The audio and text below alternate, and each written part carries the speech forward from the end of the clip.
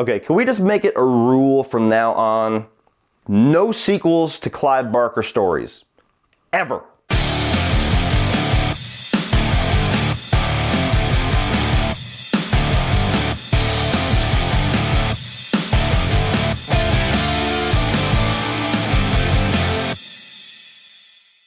So Candyman, Farewell to the Flesh tells the story of a school teacher investigating the legitimacy of the Candyman legend because her brother stands trial for Candyman-style murders. Or something like that. Alright guys, let me go ahead and not beat around the bush whatsoever. Candyman, Farewell to the Flesh. Candyman 2 is what I was afraid Candyman would be before I saw it. If you've seen my review for Candyman, you know that I was over the moon about how much I liked that movie. I thought it was brilliant. I think it's one of the standout horror films of the 90s, and I think that it is unbelievably underrated. Candyman 2 is your generic 90s as fuck slasher movie, and it is not very good. But let me start off with the positives like I normally do, and I only have one. Tony Todd. Tony Todd once again brings it to this role. I don't think he gets as much iconic shit to do or as much iconic shit to say in this movie, but his presence is still there. He still has that gravitas to his voice, to his kind of presence, the way that he walks, the way that he has that look. And they even have flashback sequences in this movie about Candyman before he became Candyman, and he brings a different level of performance to the role because he's more scared and emotional and sad. He brings all of that to both shades of his character. Once again, his voice is awesome. The look of Candyman is awesome with the hook, although the hook is much thinner. It looks almost like a needle in this movie. Nitpicking. But Tony Todd is great. Seeing Tony Todd is great. And again, there is no question why this guy became a horror icon.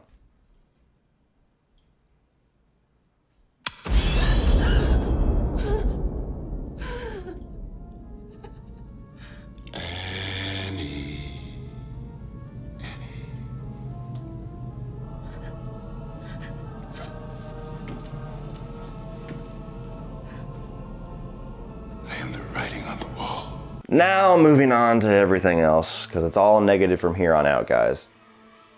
What a generic sequel. From start to finish. This is everything wrong with the mediocre, bad 90s horror movies. Starting right off with the characters. You get this character, Annie, who is a school teacher, and her entire journey in this movie is trying to both summon or hunt down the legitimacy of this Candyman legend because her brother gets accused of murder when clearly it was Candyman. I mean, it shows it in the movie that it's Candyman, so we know as an audience it is, but everybody else just thinks, oh, this guy's been walking around playing Candyman for a while, killed his own father, killed this professor who we saw in the first Candyman movie.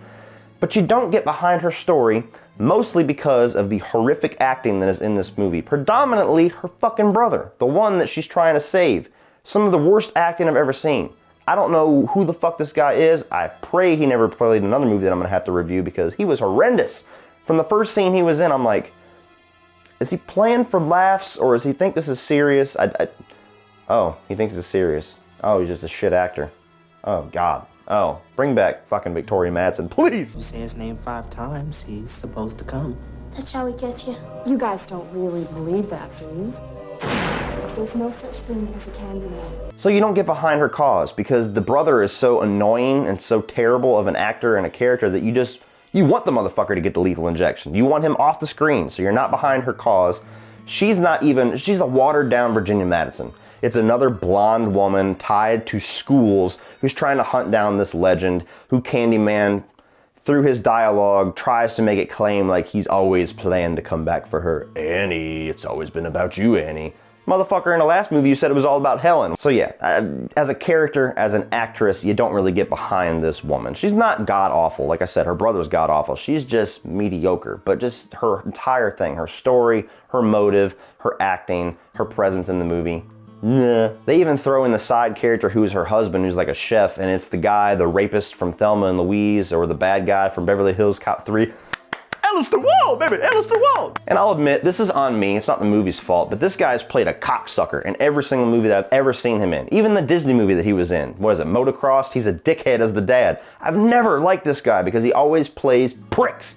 And even though he's not necessarily a prick in this movie, he's just a bumbling, stumbling idiot trying to make His wife seemed like the more dominant character to follow. I couldn't get behind his character or enjoy his character either because I just don't like him. His presence is asshole. And now you get into the story and everything about this movie. The story, the characters, namely the blonde main character, the lines that they give for Tony Todd, it's all a retread of what we had in the first Candyman, but to a much less successful degree. I mean, the first time we get to actually have Candyman unleashed and start delivering lines, he starts quoting himself from the previous movie, and as much as I love Tony Todd, it just doesn't deliver the same way. You get the same speech, I am the whisper in the classroom, I am the writing on the wall, and it just does not land the same way. It feels like somebody copied off of fucking Candyman's paper in class, and it's just not the same. It's not as good, and it feels generic, the fact that they just retread direct lines of dialogue from the previous movie. It's insulting. The only difference that the story takes in this is that it actually shows the backstory to the murder of Candyman. It shows those scenes that they just described or had graffitied on the wall in the first Candyman.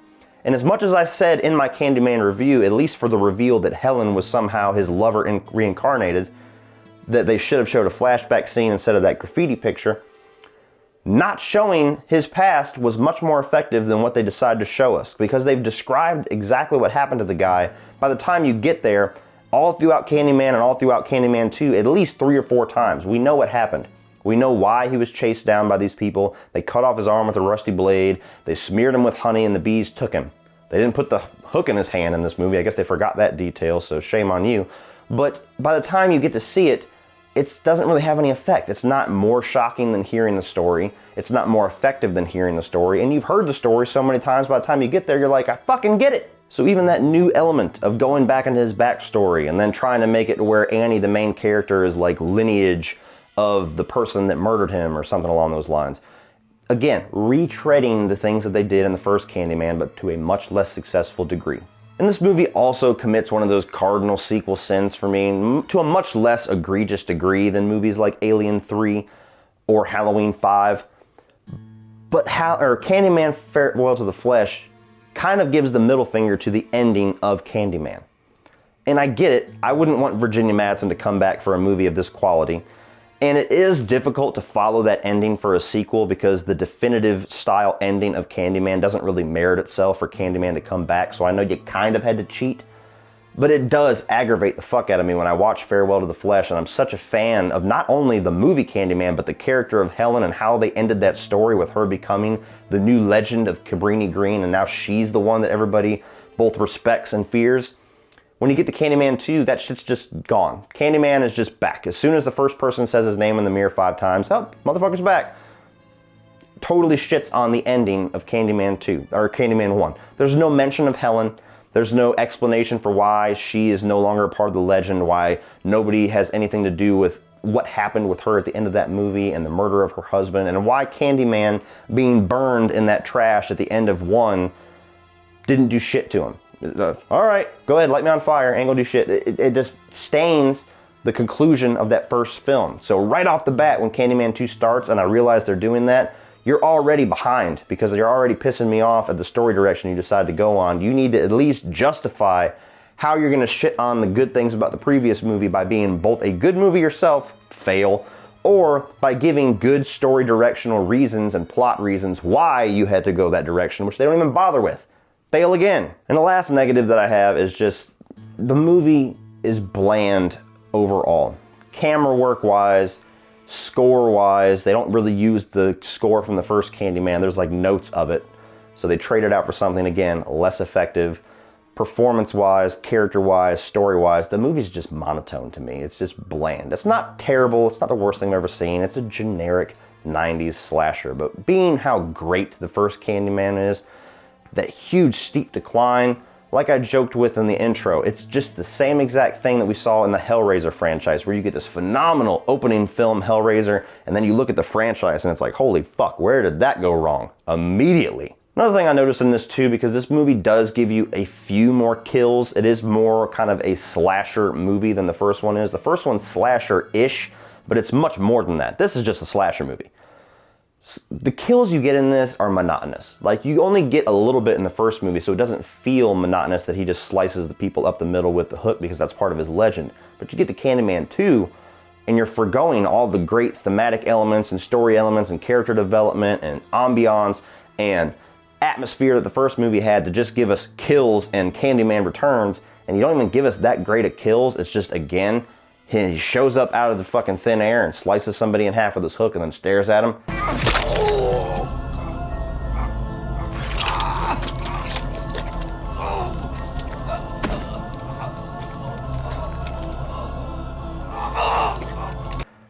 Redundant. Over and over again, the same shit. If you're gonna give us kill-centric movies, then give us some damn kills that at least changes it up or really gives it to us with some good gore. It's not really here. So overall, guys, obviously I'm not gonna recommend you see this movie, especially if you're a fan of the first Candyman, which is kind of my thing that I was a little bit worried about by the end of my first Candyman review when I hinted to everybody, hey, should I watch the other ones or should I just stop here? I think stopping at the end of the first Candyman is a much more successful experience and a much more satisfying experience as a horror fan than acknowledging the fact that this movie exists and a third movie that apparently is even worse. Universally, everybody says it's terrible. So, didn't gain anything by watching Candyman Farewell to the Flesh except for some aggravation. So, don't watch it. Candyman, Candyman, Candyman, Candyman. If you're a fan of slashers, a fan of Candyman, or a fan of quality filmmaking, unfortunately this movie doesn't really have a whole lot here for you. And if you just like generic, 90s slashers, there might be something here that you can grab a hold of. But for everybody else, especially if you love the first movie, gonna have to tell you to skip it. So what do you guys think of Candyman Farewell to the Flesh? Are you a fan of this movie? Because I've heard quite a few people, even people that I trust, say that it's actually pretty decent. I disagree. I just think it's bad, especially in comparison. Or do you think this is a trash sequel compared to the first one? You just have all the thoughts that I have. Where the fuck did we go wrong? The first one is great. Why do we have this? Put your thoughts down below. And unfortunately, I'm probably going to have to review the third movie now that I've taken that second step. So prepare me down below. How horrible is Candyman 3 compared to this one? Oh, warn me, people. Please let me know down in the video description below. Like and share this video. Hit that subscribe button if you're not already a subscriber. If you want to check out some social media links, check the video description below for Facebook, Instagram, Twitter, my Spreadshirt store for cool Cody Leach merchandise like t-shirts designed by the great Woody Bowen. He designed this one for Drum Dums. And my Patreon page, which is a great way to give back to this channel, help this channel grow, and get cool exclusive content for your eyes only if you decide to become a patron. So check all that out, guys. And as always, if you want to check out some more of my reviews, including my review of the first great Candyman film, you can check that out by clicking right over here.